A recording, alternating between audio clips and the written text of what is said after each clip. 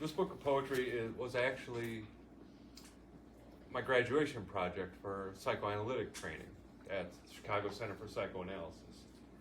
I really like it because there's not a lot of strict rules there. I mean, the final project could have been whatever you want to do.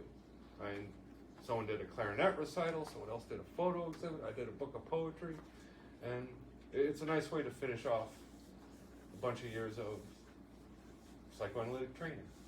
And the poem I'm going to read, I mean, there's a lot of therapists here, and I'm sure a lot of you have heard, the question, why don't I remember most of my childhood, or a lot of my childhood? And this poem will not explain it. So can I get a show of hands of how many therapists are in the room? So I can see. There's others who are That's still great. just thinking about it. That's great. That's great. All right, this is called The Leopard Spotted Bear. During the nights across a childhood, something happens, turning each and all into strangers. In the mornings, they always look the same, except a tiny altered piece, a twitch, a crease, a tick, which signified a break in continuity since sundown. Once in the middle of the night, I saw a leopard-spotted bear lumbering through the house, his dark underside disappearing him as he rose to scratch his back against the door jamb by the kitchen phone.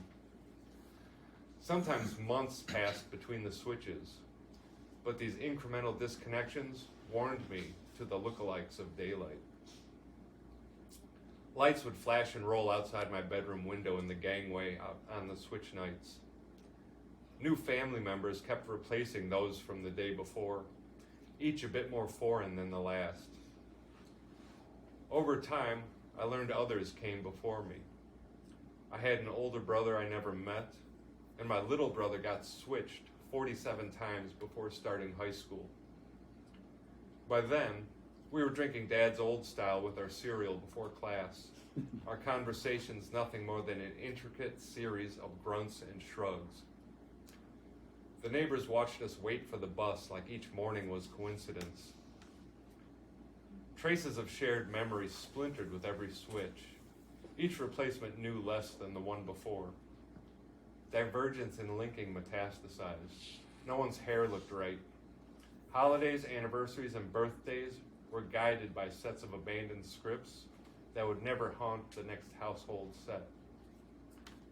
The school lunch lady let me into the older kids' library for books of 19th century demons and 1970s poltergeists. There were no revenants, and no one came back. The neighbors' dogs howled and jumped their fences to attack when the later versions of my dad mowed the lawn.